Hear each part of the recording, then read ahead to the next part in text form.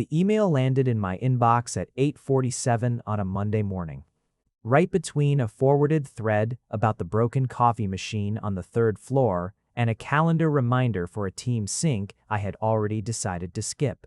The subject line read, "Our action required, HR consultation, room 4B, 10:30 a.m. Our action no explanation. No explanation." Just that flat administrative sentence sitting there like a rock dropped into still water. I stared at it for a long moment, my thumb hovering over the glass of my phone screen. Around me, the open floor plan buzzed with the usual morning noise, keyboards clicking, someone's podcast bleeding through inadequate earbuds, the particular frequency of a printer that had been jamming for 3 weeks and nobody had fixed because fixing it would mean admitting you cared about things like printers. My name is Ray Graves. I am 26 years old. I have worked at Callaway & Fitch Consulting for 14 months. I have never been late to a single deadline. I have never lost a client, and I have, to the best of my knowledge, never done anything that would require me to sit in a small beige room at 10 in the morning and be told I had done something wrong. I opened the email again. Same words. Still no explanation. I checked the sender. Patricia Voss, head of human resources. Patricia, who wore reading glasses on a beaded chain and kept a dish of individually wrapped butterscotch candies on her desk, and had, in my experience, the unnerving ability to make you feel simultaneously comforted and terrified. Patricia, who I had spoken to exactly twice, once during onboarding and once when I needed to update my emergency contact form after my mother moved. 10 o'clock. That gave me just over an hour. I spent that hour doing approximately zero work. I scrolled through my emails looking for anything I might have sent that could be construed as problematic. I reviewed the last 3 weeks of Slack messages.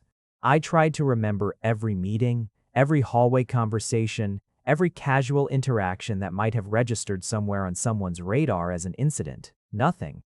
Absolutely nothing. Which, in a way, was more unsettling than finding something. At 9:58, I smoothed the front of my shirt, picked up my notebook as a prop, because walking into an HR meeting without something to hold feels like showing up to a gunfight in a bathrobe, and made my way to room 4B on the second floor. Patricia was already there, seated at the small round table that these rooms always have, the ones designed specifically to eliminate the hierarchical power of a desk. 2 chairs on equal sides. A box of tissues in the center, which I found immediately ominous. A tablet propped on a stand, its screen dark. She smiled when I came in. The smile of someone who has done this many times and has learned to make it look gentle. "Ray, thank you for coming. Please sit down." I sat. I put my notebook on the table. I did not touch the tissues. "I want to start," she said, "by telling you that you are not in trouble." In my experience, sentences that begin with the words "I want to start by telling you that you are not in trouble" are almost always followed by evidence that you are, in fact, in some variety of trouble. I kept my face neutral. "Okay," I said. "We've received a concern." She said the word concern, the way people say the word growth when describing something on a medical scan, carefully, with deliberate lightness. "From a senior member of your team." My stomach did a small, quiet drop. "A concern," I repeated, "about distraction." She folded her hands on the table. "Specifically, the concern was that your presence in the workplace is causing distraction for this individual, and that this is affecting their ability to focus and perform their duties effectively." I blinked. I waited for more. She seemed to feel that was sufficient. "I'm sorry," I said slowly. "My presence? Yes. My being here. In the building. At work. That is the distraction." That's how it was characterized. I sat with that for a moment. I looked at the tissues. I looked back at Patricia. "Who filed this?" I asked. She gave me the smile again. "I'm not able to share that at this stage." "Right." I turned my notebook over on the table without opening it. "Patricia, I have to be honest with you. I genuinely don't know what to do with that. I exist. I show up to work. I do my job. If someone finds that distracting, I'm not entirely sure what the corrective action is supposed to be." She nodded, and something in her expression shifted. barely perceptibly, but I caught it. A flicker of something that was not quite suppressed amusement. That is essentially the position HR has taken as well, she said. I want to be transparent with you, Ray. We looked into this complaint and we could not find grounds for action on your part. You haven't violated any policies. You haven't engaged in any conduct that we could classify as disruptive. So what happens now? Now, she said, with the careful precision of someone choosing exactly the right words. The concern has been noted, reviewed, and determined to be the responsibility of the person who raised it to manage. We will be working with that individual to help them develop appropriate strategies for maintaining focus in a shared workspace. I stared at her. She looked back at me with serene, unblinking professionalism. Are you telling me, I said, that someone complained about me to HR, and HR told them that was a them problem? I'm telling you, she said, that we reviewed the complaint, found no actionable issue on your end, and will be addressing the matter with the complainant. A pause. But yes, that is broadly accurate. I sat back in my chair. I breathed out through my nose. Okay, I said. Can I ask one question? You can ask. Is it my boss? Patricia uncapped her pen and wrote something on her notepad that I could not read upside down. She did not answer the question, but she also did not say no. I left room 4B at 10:17 with my notebook still unopened, a butterscotch candy Patricia had pressed into my hand on my way out, and the slowly dawning, half-disbelieving certainty that my boss, Jeremy Hood, had told Human Resources that I was too distracting to be in the same building as him, and HR had told him that was a him problem. Let me tell you about Jeremy Hood. Jeremy Hood is 32 years old, and he is the Senior Director of Client Strategy at Callaway & Fitch, which means he has his own office on the corner of the 3rd floor with a window that looks out over the street and a glass wall that looks into the open plan where the rest of us sit. He has been with the firm for 7 years, and in his current role for 3. He runs our team, Client Strategy Group B, which consists of myself, 2 analysts named Priya and Marcus, and a project coordinator named Diane, who has been with the company longer than Jeremy and makes no secret of the fact that she could run the whole department in her sleep. Jeremy is, by any observable metric, extremely good at his job. He is precise and demanding, and he has a way of running a meeting that makes every other meeting feel chaotic by comparison. He gives clear direction. He remembers every detail of every project we have ever worked on. He does not waste your time, and he does not waste his own. He is also. And this is the part that I have spent 14 months trying to process in a professional and detached manner. The most attractive man I have ever been in a room with. I am aware of how that sounds. I am aware that it is not a particularly sophisticated observation. I am a grown adult with a postgraduate degree and a reasonably developed inner life. And the most relevant thing I can communicate about my direct supervisor is that he is attractive in a way that has made my life measurably more complicated. But here is the thing about Jeremy Hood. His attractiveness is not the simple, straightforward kind that you can file away in a mental folder labeled "Not My Department" and leave alone. It is the kind that compounds. It sits in the same space as his competence and his intensity, and the way he looks at you when you are presenting something and he is actually paying attention, and it builds quietly day after day, until you are sitting in a routine Tuesday afternoon debrief, and he leans forward to point at something on your laptop screen, and his shoulder is 6 inches from yours, and you completely lose the thread of what you were saying. He has dark hair that he keeps short on the sides and slightly longer on top, and it does a thing in the afternoon when he's been running his hand through it, which he does when he's thinking, not when he's frustrated. The distinction matters, where it falls forward just enough to not quite be in his eyes. He has a jaw that belongs on a statue and forearms that are visible approximately 70% of the time, because he always rolls his sleeves up by noon regardless of the meeting schedule. His eyes are a very dark gray that I initially read as brown and only corrected after an embarrassingly close examination during a particularly long one-on-one. He is also, as a person, deeply confusing to me. Because Jeremy Hood is not warm, exactly. He is not the kind of boss who asks how your weekend was, or remembers that you prefer your coffee black, or makes easy, collegial small talk in the elevator. He is professional and focused, and he maintains a particular kind of controlled distance that I initially read as standard corporate hierarchy and have since revised into something less categorizable. He is professional and focused, and he occasionally looks at me in a way that makes me feel like I'm standing directly in front of a searchlight. That is the best way I can describe it. The searchlight look, like for just a moment when his attention lands on me. Not in a meeting, not in a professional context, but in the incidental way, the caught-off-guard way. When he turns a corner, and I'm there, or looks up from his desk, and I happen to be walking past, there is something in his face that is very alert and very still, and then it is gone, and he is back to whatever he was doing. I had been telling myself for 14 months that I was imagining it.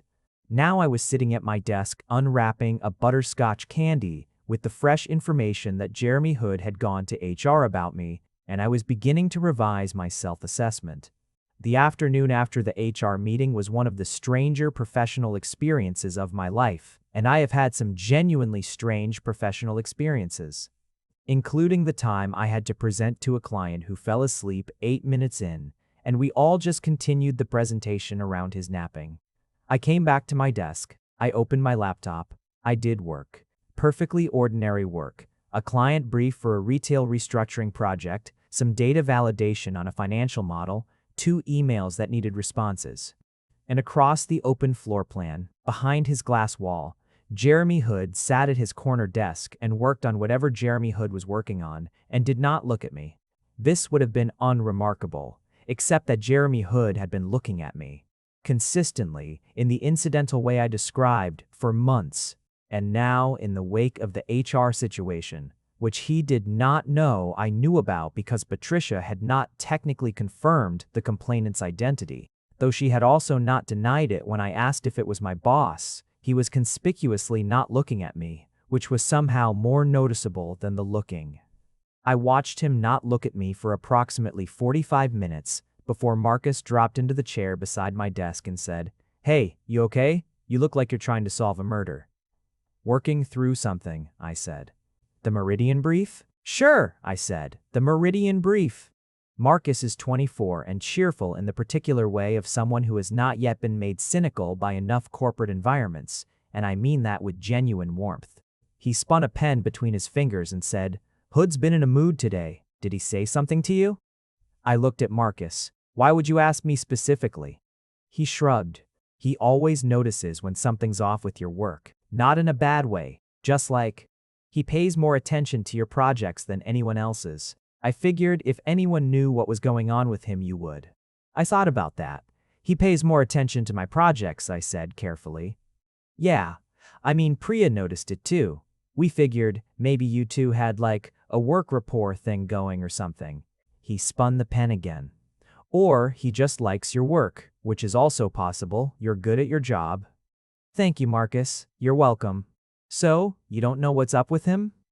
"I have some theories," I said, "that I am not going to share."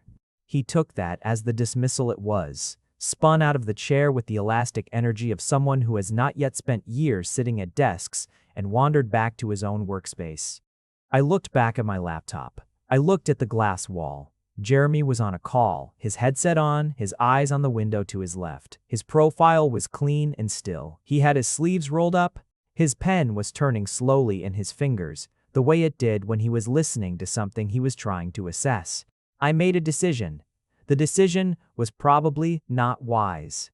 But I have found, in my life, that the decisions made immediately after being told that someone found your mere existence distracting tend to bypass the usual wisdom-checking mechanisms. I opened a blank document on my laptop and typed a sentence.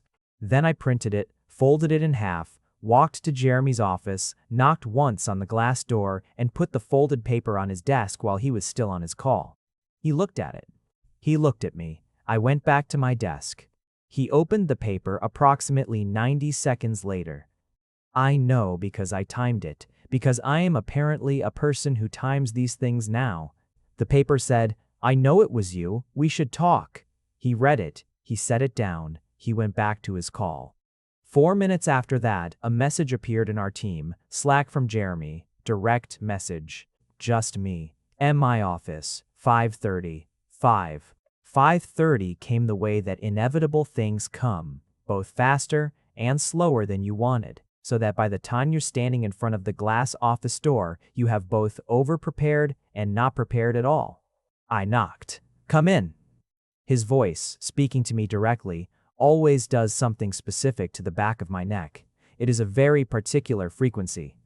I have spent an unreasonable amount of time trying to understand the acoustic properties of it. I came in. I closed the door behind me, which immediately altered the quality of the air in the room. The way the noise of the floor plan disappeared and left something quieter and more particular in its place. Jeremy was standing behind his desk rather than sitting at it. That was unusual.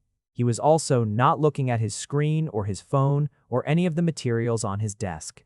He was looking at the city through his window, and he had his arms crossed in a way that was not aggressive but was very much contained, the posture of someone holding something still by an act of will. I sat down in one of the chairs across from his desk. I waited. He turned from the window. The specific quality of the evening light at 5:30 in autumn comes in low and gold, and it hit him sideways, and I will not pretend that I did not notice because I did.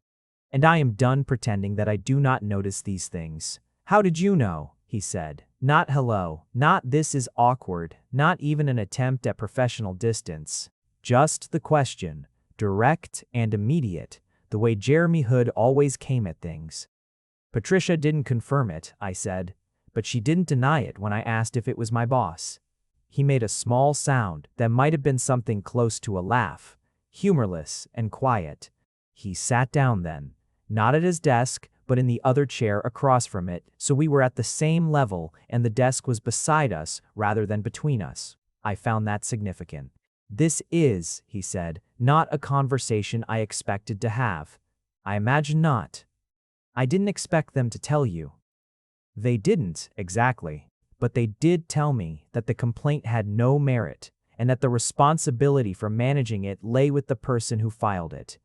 A pause. "So, even before I figured out it was you, I knew that HR thought it was a them problem." He looked at me. For a moment his face was very still, and then something moved through it that was complicated and unreadable and then resolved back into stillness. "Right," he said. "Do you want to tell me what you were actually trying to do?" I asked. "Because I've been thinking about this all day and I cannot construct a version of this that makes complete sense to me." Jeremy put his elbow on the arm of the chair and pressed 2 fingers to his mouth, the gesture he made when he was choosing what to say carefully. I knew all of his thinking gestures. This was relevant to my current situation in a variety of ways. "I was trying," he said slowly, "to create some distance. By filing an HR complaint about me. By formally establishing that there was a professional concern, yes. Jeremy." I said his name the way I almost never said it, without the buffer of context or business, just the name itself. That's the most convoluted thing I've ever heard. And I've been in client meetings where someone spent 40 minutes explaining why their brand identity was actually a philosophy. He looked at me for a long moment. Then, quietly, unexpectedly, he laughed. A real one, brief and low, the laugh of someone being caught at something and finding it absurd. "I know," he said. "What were you trying to create distance from?" The laugh stopped. He looked at his hands. The gold light caught the edge of his jaw, the angle of his cheekbone. "You know what I was trying to create distance from," he said. The room had gone very quiet.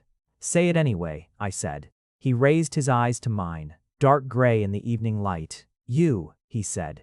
"I was trying to create distance from you." Here is what I did not do. I did not say anything immediately. I have found, in my life, that the moments immediately after something important is said are often ruined by responding too quickly, by filling the silence before it has told you what it needs to tell you. So I sat with it. with the word you the way he had said it, not resentfully, not with any kind of blame, but with the particular honesty of someone who has run out of ways to avoid the truth and has simply set it down on the table between you. For how long? I asked finally. He considered that. A while. A while meaning months? A year? Since I started? Not since you started. He paused. Maybe 8 months in. I did the mental calculation. 8 months after I started was 6 months ago. Which meant 6 months ago, something had shifted, and I thought back through 6 months of working alongside him, of late projects and client emergencies and long days, trying to locate the pivot point. The Hensley account, I said. He looked at me with something that might have been surprise. What? The Hensley account. We were in the office until almost midnight for 3 nights running. The second night you brought coffee from the place 2 blocks over because the machine downstairs was out, and you remembered I'd take mine black without asking. I watched his face.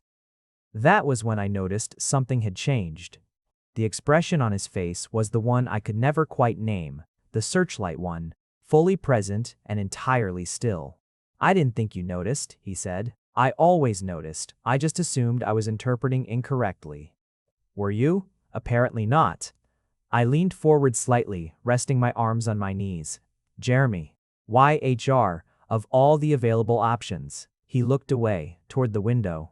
The city outside was doing what cities do at 5:30 in autumn, becoming gold and then blue, the light that makes everything look like a painting of itself.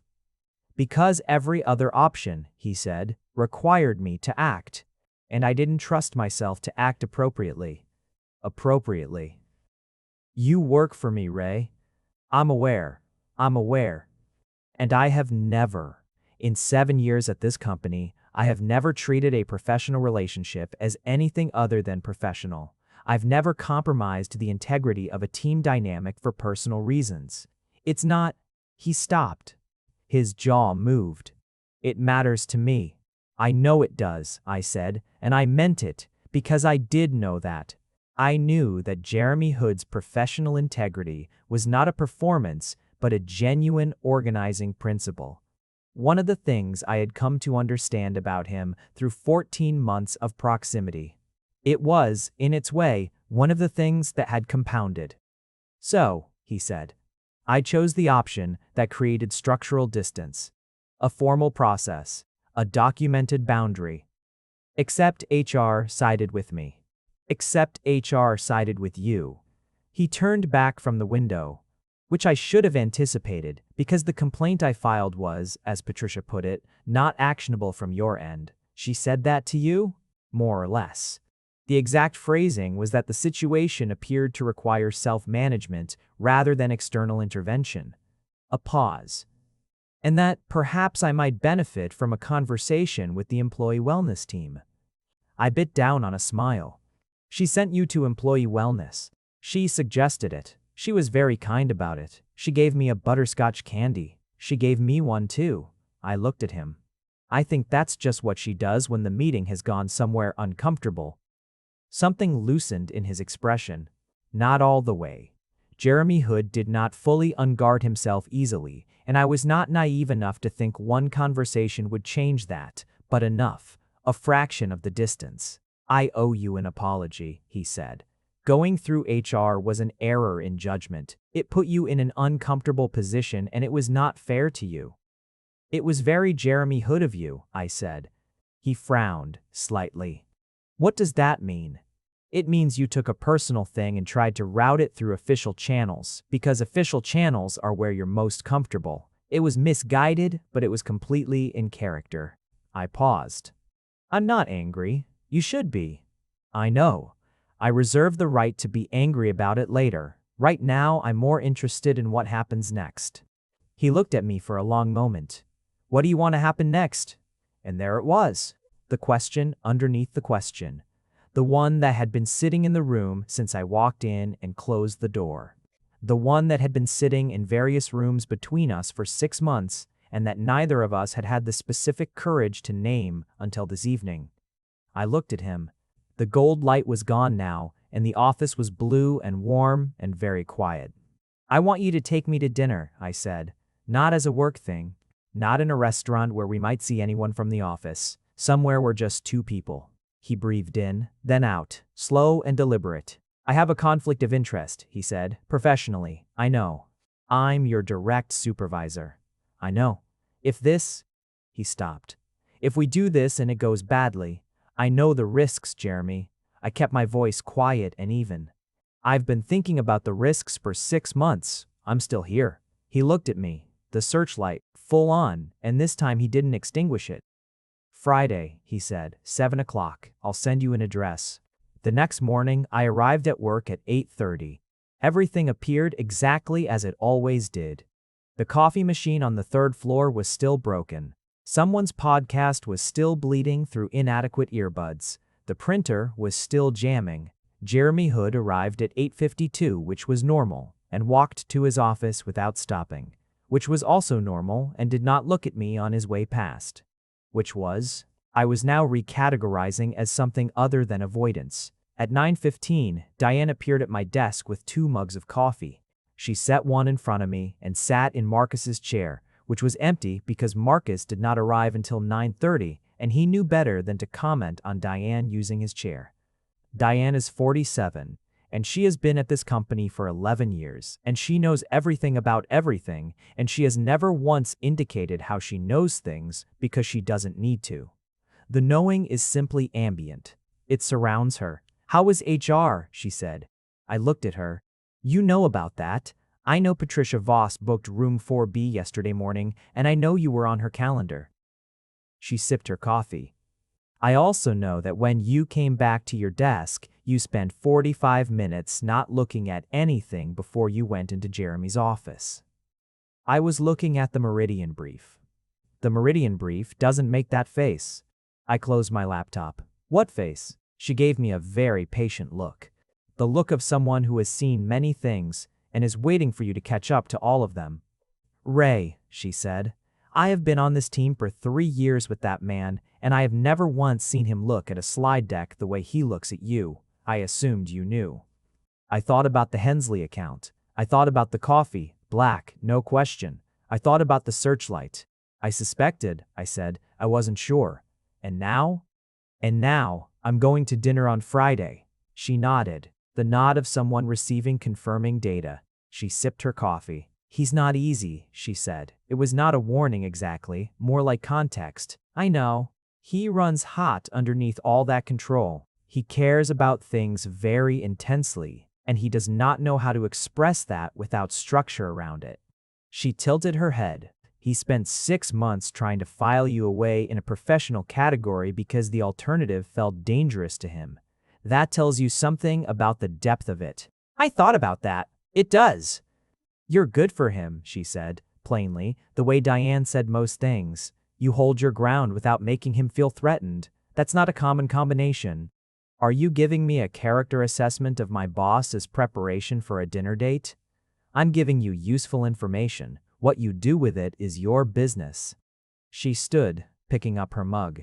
He'll be difficult about the work situation. He'll try to manage it formally, put something in writing, create an official framework for it. I'm aware. Let him. It's how he feels safe. She paused at the edge of my desk. And Ray, for what it's worth, the HR thing. Yeah? Patricia told me she had to work very hard not to laugh during that meeting. She said in 15 years she had never had someone file a complaint that was so thoroughly, sincerely a them problem. She walked away. I stared at the wall for a moment, and then, against my best professional instincts, I laughed. Wednesday and Thursday passed in the particular texture of anticipation, not unpleasant exactly, but weighted, the way days feel when you know something is waiting at the end of them. I worked. I sent the Meridian brief to Jeremy for review and received his feedback within 2 hours, 4 specific and precise comments that were exactly the kind of feedback I had learned to value, the kind that made the work better without dismantling it.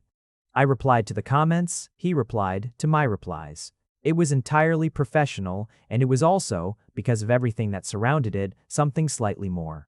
On Wednesday afternoon, we were both in the small kitchen on the 3rd floor at the same time. which happened occasionally and had previously required me to maintain a very particular kind of composed nonchalance.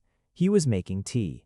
I was retrieving a container from the refrigerator. The kitchen was small enough that the distance between us was less than a meter.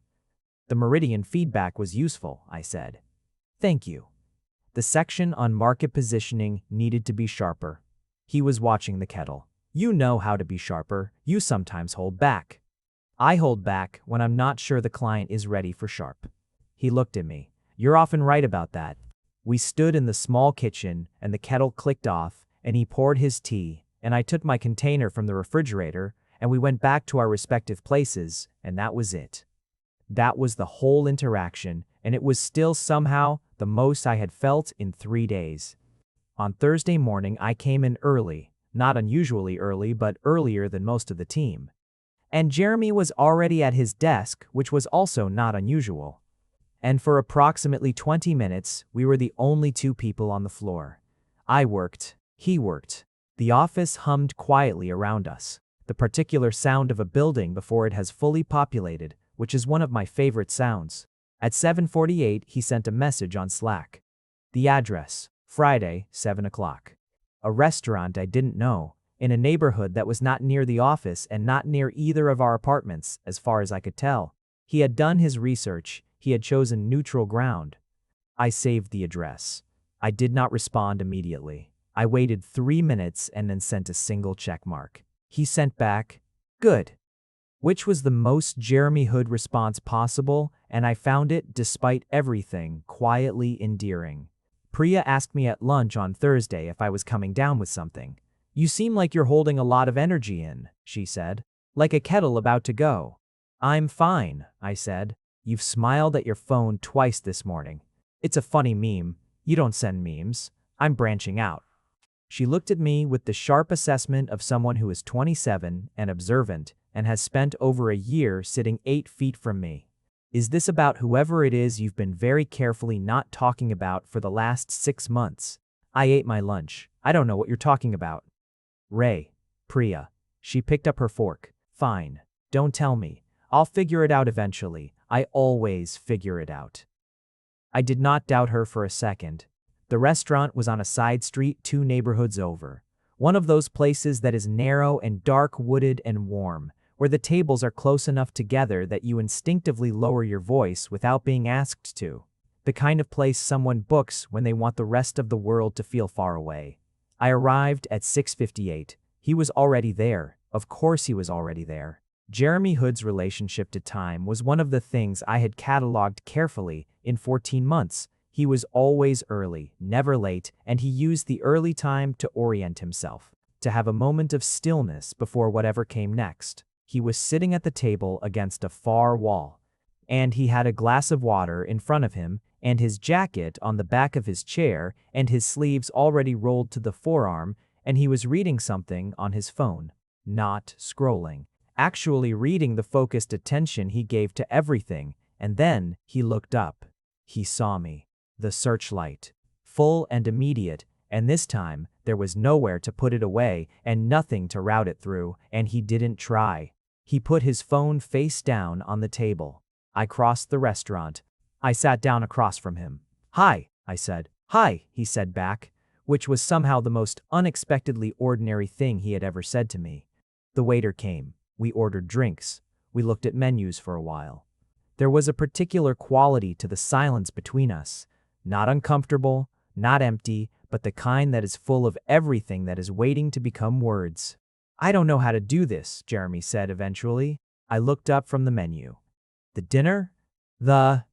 This. He made a small, contained gesture that might have indicated everything around us and between us in the last 6 months and possibly his entire inner life. I have done everything I know how to do to not be sitting here, and here I am anyway. Here you are, I agreed. Including, he said, with a kind of dry gravity, involving HR in my personal emotional management. I will not let you forget that. I know, you shouldn't. He set his menu down. I'm better at this when I have structure, process, and agreed framework. We can make a framework, I said. What would you need in it? He looked at me with an expression that was caught between something earnest and something like relief. Are you seriously offering to help me build a relational framework? I'm seriously offering to help you feel safe enough to be here without running the rest of it through official channels. I put my own menu down. Jeremy, I know how you work. I've worked with you for over a year. I'm not asking you to stop being the way you are. I'm asking you to be the way you are with me instead of at me. The quiet that followed was different from the earlier quiet. Something had shifted in it. You're very direct, he said. You like directness. You've told the whole team that repeatedly. I do like directness. He picked up his glass. From my team. And from people you go to dinner with? He looked at me over the rim of his glass. Apparently, yes. The waiter came back. We ordered. And then, gradually, in the way of things that have been held back for too long and finally find their space, we began to talk. Not about work, not about the complaint or HR or any of the structure that had surrounded us for months. We talked the way you talk when you're learning someone in a new way, finding the edges and textures of a person you thought you knew and discovering how much was still unmapped. He grew up in a small town that he left at 18 and has not been back to more than twice since. He has a sister he talks to every Sunday. He runs in the mornings, not for fitness exactly, but because it is the only time of day that is entirely unscheduled and he needs that unscheduled space to think. He has read more than he has watched, and he has opinions about that. He is allergic to most tree nuts, but not peanuts, which he finds philosophically interesting. He asked me things and I told him things, and he listened with the full attention he gave to everything. The kind of listening that makes you feel like what you're saying matters. Not because he is performing interest, but because he is actually interested. I told him about my family, the sprawling and complicated geography of them. I told him about the job before this one that I had left badly, the kind of leaving that teaches you exactly what you will and won't tolerate in a professional environment. I told him about the running thread of a novel I have been not writing for 3 years. The one that exists in fragments on my laptop and in the Notes app on my phone, and that I am probably not actually going to finish, but am also not ready to abandon. What's it about? He asked. 2 people, I said, who are very bad at saying the thing they mean. He held my gaze for a moment. Sounds familiar. It's aspirational, I said. I figured if I wrote about people being bad at it, I'd learn how to be better at it. Is it working? I looked at him across the narrow table, in the warm dark of the restaurant, in the neighborhood that was neither of ours and far from the office and exactly the right amount of neutral. Ask me at the end of the night, I said. We left the restaurant at 10:15, which was later than I had calculated the evening would go and exactly the right amount of time. The street outside was one of those city streets in autumn that exists in perfect conditions, cold enough for your coat, clear enough for stars, and quiet enough that you can hear your own footsteps. We were both apparently not ready to end the evening, because neither of us went toward a cab or the subway, and we ended up walking without deciding to walk, in the way of people who would rather continue than stop. I need to address the professional situation, he said, after half a block. I know you do. There are options. You could transfer to Group A. They have an opening. Renata's team. Your skill set fits. It wouldn't be seen as unusual. I had thought about this. I had thought about it more than I had thought about almost anything else in the last 2 days. I don't want to transfer, I said. He glanced at me. I'm aware of the complexity, I said. I understand that you supervising me while we're doing this is a conflict of interest. I understand that we would need to document something and loop in Patricia and probably structure it so that another senior director reviews my performance evaluations. I know all of that. A pause. A pause. But I'm good at my job, and I work to be on that team, and I don't want to disappear from it just because we're trying this. Disappearing from it isn't the same as, it would feel like that. I said it quietly. I know that's personal, but it would. He was quiet for a moment. His hands were in his jacket pockets and his breath made small clouds in the cold air. I'll talk to Patricia on Monday, he said. We'll do it properly. Documentation, declared conflict of interest, third-party evaluation, all of it. I'd expect nothing less. I mean it, Ray. I won't compromise the professional framework, not for this. I don't want you to. And I meant that too. Because the thing about Jeremy Hood's professional integrity, the thing that I had spent 14 months observing, was that it was not separate from who he was. It was part of the same structure that made him someone worth the complexity of this. Handle it the way you need to handle it. I'll cooperate with whatever the process requires. He stopped walking. I stopped too, a half step ahead of him, and turned back. We were under a streetlight, the kind of cold autumn light that is simultaneously too bright and somehow perfectly suited to moments that have been building toward themselves for months. Why are you so? He stopped. So what? Calm about this, he said. I have been not calm about this for a long time, and you are standing there being reasonable, and I don't understand why that's not annoying to me. I looked at him. Because usually reasonable people are annoying to you? Usually reasonable people are reasonable as a performance, as a way to avoid being uncomfortable. He looked back at me steadily. You're reasonable because you've already done the uncomfortable work inside yourself. I held that for a moment. It was accurate in a way that felt slightly exposed to hear. I've had 6 months, I said. You saw me do some of the uncomfortable work. You just didn't realize that's what it was. He was quiet. Something moved in his face. The Hensley account, he said. Those 3 nights. Yes, you were. Working through something, yes. I paused. You were too. That was when you started bringing the coffee.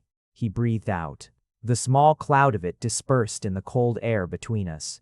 I thought I was just being considerate, he said. You were, but you were also paying a particular kind of attention. And I noticed. I looked at him. I've noticed every time, Jeremy. That's the thing you should probably know about me. I don't miss things. I know, he said. That's been the problem and the point at the same time. The problem and the point. You notice everything. It makes you exceptional at the work. He paused. It also means that keeping things contained around you is essentially impossible. Every wall you put up, you just look at it and know exactly what's behind it. The streetlight was very still. A car passed a block over, and then it was quiet again. Is that why you went to HR? I asked. Because containing it wasn't working? I went to HR, he said, because I ran out of walls. It was the most honest thing he had said all evening, and it was a lot of honest things. He said it without drama, without apology, just the plain fact of it. The admission of someone who had exhausted his own strategies. I took one step forward. I was close enough now to be exactly within the radius of his attention, in the space that had never been formally named, but that we had both spent 14 months navigating carefully. I'm not going anywhere, I said. I'm not a problem to be managed. I'm a person who wants to be here. A pause. And I think you want me to be here too. He looked at me for a long moment. The dark gray of his eyes in the cold streetlight. Yes, he said, I do. He was very still for another second. And then he closed what was left of the distance between us, and he kissed me, brief and deliberate and completely without hesitation, in the way that Jeremy Hood did everything when he had finally decided to do it. It lasted a moment. He pulled back. He looked at me. Okay, he said, with the particular gravity of someone who has just committed to something. Okay, I agreed. We walked back to the main street and flagged separate cabs. He texted me before I got home, Monday morning. Patricia's office. I replied, I'll be there. He sent back a period. Just a period. Which was, from Jeremy Hood, essentially a sonnet. I want to be transparent about the fact that Patricia Voss on Monday morning at 9 o'clock, when Jeremy and I arrived at her office at the same time from opposite hallways, took one look at both of us and did not appear remotely surprised. She gestured to 2 chairs. She offered us butterscotch candies. Jeremy declined, and I took one out of instinct. I had a feeling we'd be here, she said pleasantly, within the week. Jeremy looked at her. You anticipated this outcome? I had some sense that the original complaint was not going to resolve in the way you hoped. She opened her notepad. Shall we proceed? I'd like to document this properly. Yes, Jeremy said, and we did. properly, thoroughly, with all the documentation and framework and conflict of interest declarations that Jeremy had promised, and Patricia handled the whole thing with the same gentle precision she brought to everything. And by the end of the meeting, we had a formal plan that included a third-party review of my evaluations, a noted declaration in my HR file and Jeremy's, and an agreement to revisit the arrangement quarterly. At the end, Patricia capped her pen and smiled. "I'll say this," she said. "In 15 years, I have had exactly one prior case of someone filing a distraction complaint that led to this outcome, and in that case, it also ended up here, in this office, the following Monday."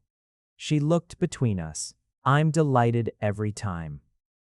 Jeremy, who I had never once in 14 months seen look sheepish, looked briefly sheepish. "I apologize," he said, "for the complaint. You don't need to apologize to me."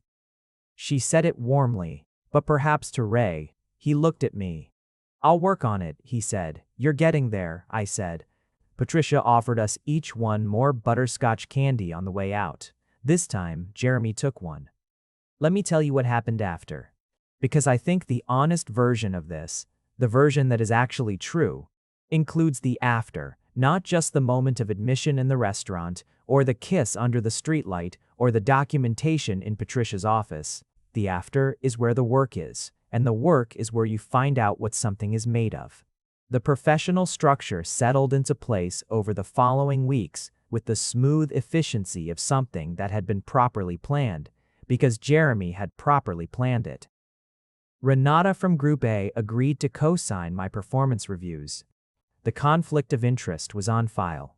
Nobody on the team was told directly, though Diane, who knew everything, gave me a look across the coffee machine one morning that communicated volumes without a single word. Marcus figured it out approximately 3 weeks in, when he noticed that Jeremy had stopped doing the thing where he looked at me from his office and started doing the different thing where he didn't. And he connected these 2 data points with the addition of a third, which was that I seemed lighter somehow, and he came to his own conclusions and said simply, "Cool," and went back to his work. Priya took longer, or rather, she had clearly known for a while and was simply waiting for me to confirm it, and when I finally did over lunch on a Thursday 6 weeks after the restaurant, she said, "I know, I've known since before the HR thing. I was wondering how long it was going to take both of you." "You knew about the HR thing?" Diane told me. "Diane tells everyone.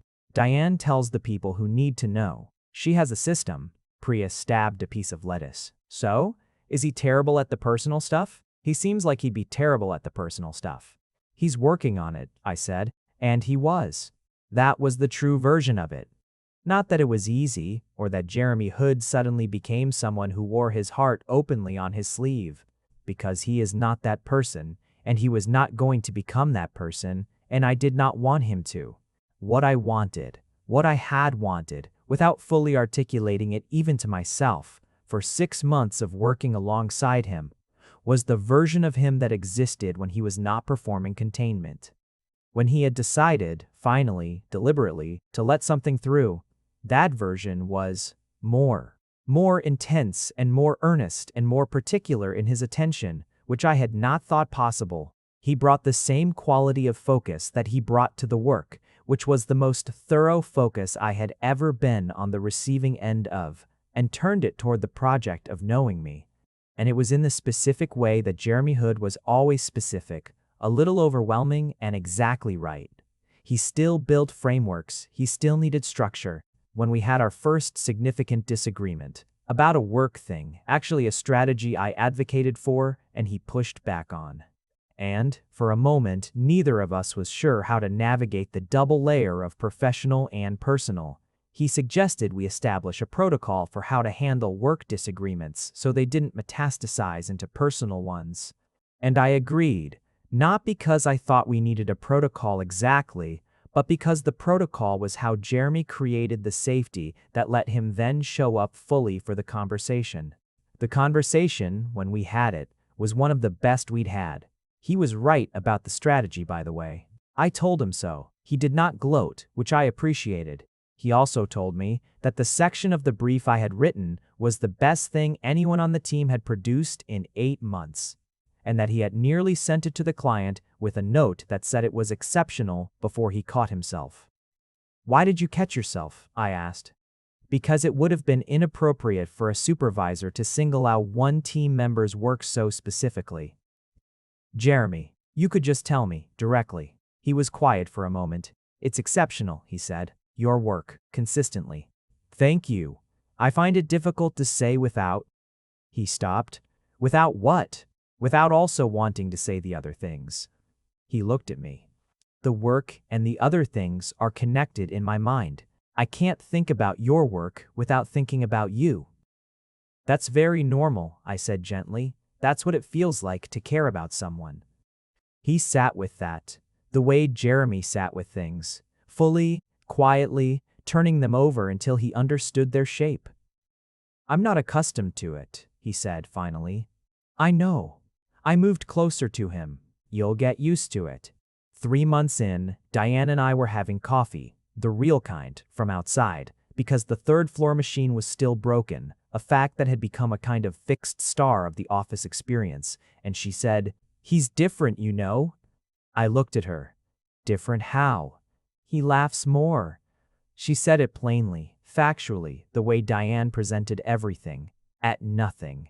In his office, when he's alone, I walk past, and I can hear it sometimes. Just this quiet thing, like something landed funny in his mind.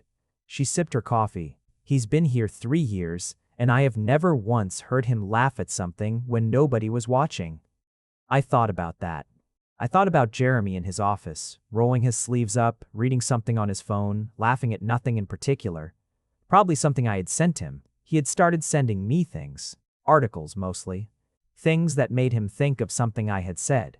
He sent them with no comment, which was peak Jeremy Hood, but the sending was the comment. "He's less defended," I said. "He's less defended," she agreed. "It makes him easier to work for," which is saying something, because he was never difficult exactly, just closed, like a very efficient machine with no visible seams. She considered. "You can see the seams now. Is that better?" "For everyone around him, considerably." She paused. "For him? I think so. He looks less like he's holding something in all the time." I thought about the HR complaint, the walls running out, the Friday dinner, the walk. "He held things in for a long time," I said. "He did." She looked at me. "You know the thing you did? Noticing him, actually noticing him the way he noticed you? I don't think many people did that. I think most people saw the suit and the management and the very impressive professional performance and assumed that was all of it." It wasn't, she said. "You saw under it, before he showed you anything under it." A pause. "That matters to someone like him, being seen before you've let yourself be visible." I held my coffee and thought about the moment in the small kitchen when I had known something about the Hensley account before he told me. The searchlight look, the recognition that had passed between us in the moment of being correctly read. "I wasn't trying to," I said. "It was just obvious once I was paying attention." "That," Diane said, "is the thing about you." She finished her coffee. "You pay attention. And it doesn't come with strings." She stood, smoothing her jacket. "He needed someone who pays attention without conditions," she said. "And you needed someone who pays attention with complete commitment once they've decided to." She picked up her cup. "Convenient." She walked away. I sat in the sun for another few minutes, thinking about convenient, and deciding that it was not quite the right word, but that I understood what she meant. 6 months after the dinner, on a Sunday morning, I was at Jeremy's apartment reading the novel I had been not writing for 3 years, which is to say, I had been reading it back to myself aloud, which I do when I am trying to hear whether something is working, and Jeremy was on the other end of the couch reading something for work, which he always does on Sunday mornings because he cannot entirely switch off. And I have stopped trying to convince him otherwise, and have instead simply integrated it into the texture of Sunday. And after a while, I became aware that he was no longer reading his work thing, but was listening to me. I kept reading. I finished the chapter. I put the laptop down. "Well?" I said. He had his elbow on the arm of the couch and his chin on his hand, And the expression on his face was the one I had spent a year trying to name and had since named the complete version. The searchlight without any of the containment. Pure, direct, warm attention with nothing held back. "It's good," he said. "It's really good. You're biased. I'm specific about what I think is good and what is merely adequate. You know that." He shifted slightly, tilting his head. "The two characters, the way they talk around everything they mean." "What about them? They're getting better at it," he said. "The new chapter. They're starting to say the things directly." I looked at him. "Is that working? For the story?" He held my gaze. Something moved across his face that was quieter than a smile and more than one. "Yes," he said. "I think that's exactly where it was supposed to go." I closed the laptop. The Sunday light was the particular kind that belongs to late autumn. Low and warm and slightly golden. The kind that makes everything look like it has already been decided. Like the room and the morning and the two people in it are exactly where they were always going to be. He was still looking at me, the full version, the scene version. "Jeremy," I said. "Yes?" "The novel. The two characters who are bad at saying things directly." "Yes? I think one of them was always you." He was quiet for a moment. Then he said, "Which one was you?" "The one who kept noticing and waiting." "I made you wait too long," he said. It was an apology, and it was also just the plain truth, delivered in the same tone. "You arrived," I said. "That's the part that counts." He moved across the couch toward me, slow and deliberate, the way he moved toward things when he was not going to second-guess them anymore. He took the laptop from my hands and set it on the coffee table, and he was very close now. And his eyes were the dark gray that I had been reading incorrectly for months before I learned to read them correctly. "For the record," he said, "I would like to note that the HR complaint was the most counterproductive thing I have ever done in my professional career." "It's on file," I said. "Patricia has documentation." "I'm aware." A pause. "It also led here. In the most convoluted possible way." "In the most convoluted possible way," he agreed, "which is, apparently, how I do things." "It is," I said, "and it's fine." He looked at me for one more moment, and then he kissed me the way he had started kissing me, not briefly, and deliberate the way the first one had been the decision-made kiss under the streetlight, but fully, with the same completeness he brought to everything when he had committed to it, with nothing held back and no walls running interference. Outside, the Sunday city was doing what it does, continuous and indifferent and full of its own business. Inside, the light was golden and the room was warm, and somewhere in the building, somebody was making coffee, and the smell of it reached us through the walls like an announcement. Jeremy Hood, who had once told HR I was too distracting. Who had run out of walls.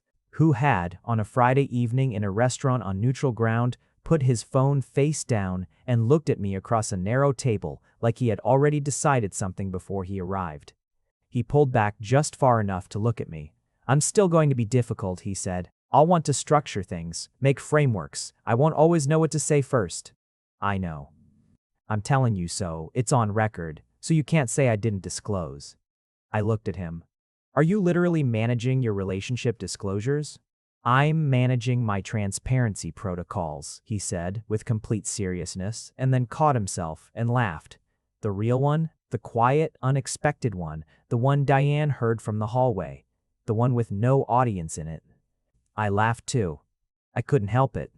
"Okay," I said when we were done. "Disclosure noted and acknowledged. I consent to the framework. I'll cooperate with the process." "You're mocking me. I'm agreeing with you. Those aren't always the same thing." I leaned in. "Jeremy, I knew what I was signing up for. I've known for 14 months. I was there for every wall and every framework and every meeting where you looked at me like I was a problem you were trying to solve." A pause. "I'm not a problem." "No," he said quietly. "You're not. I'm the person who is going to be here, with the process and the framework and the not knowing what to say first." I held his gaze. "And you are going to, gradually and with documentation, figure out how to let that be all right." Something in him settled, the way it settled when a thing was true and recognized. Yes, he said, I am. Sunday continued around us. The golden light moved in its slow arc across the floor. Somewhere on the third floor of a building 2 neighborhoods over, a coffee machine was still broken. None of that was our problem. 4 months after the Sunday with the novel, Patricia Voss sent me an email. The subject line read, Annual Review, Informal Check, in request. Which is how Patricia always framed things that were not, strictly speaking, required. She made them invitations. It was one of her significant professional skills. I went to her office on the appointed morning. She had her tea and her butterscotch candies, and her reading glasses on their beaded chain, and the particular quality of calm that made her office feel like a slightly different pressure of air than the rest of the building. How are things? She said. Good, I said. Really good, actually. The arrangement is working? The arrangement is documented and functional and reviewed quarterly, yes. I paused. And personally good. She smiled.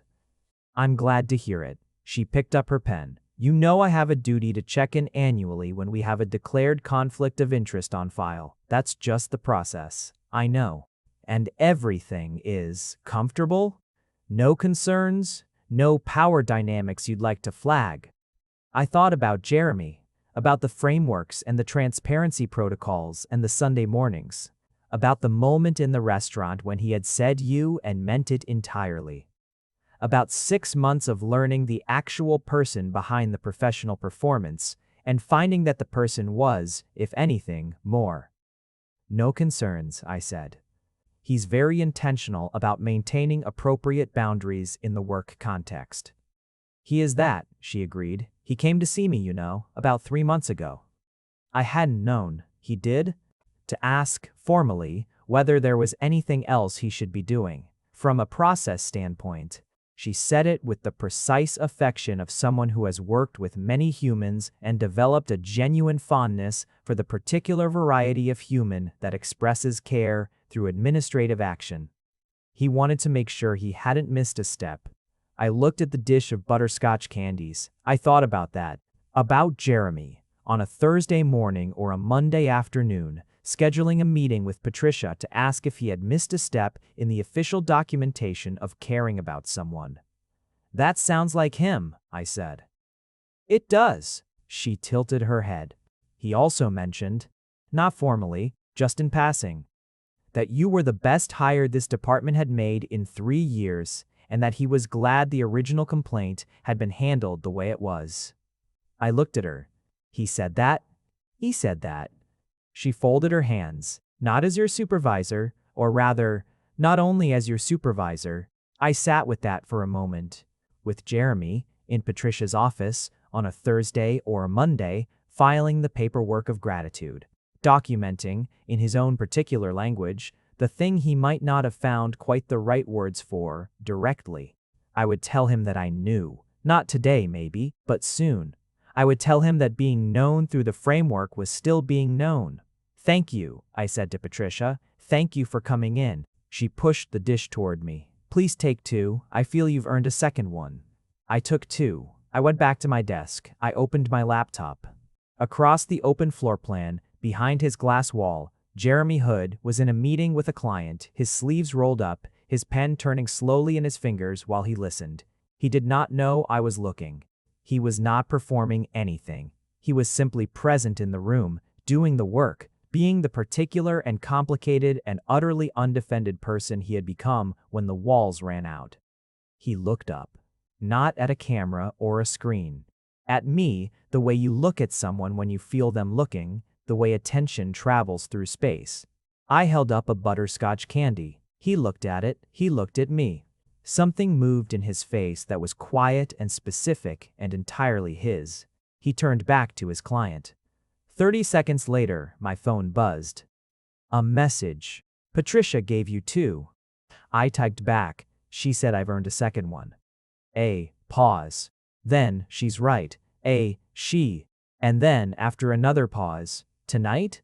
I typed, yes. I typed, yes. He sent back a period. His particular language. His form of the sonnet. I put my phone down.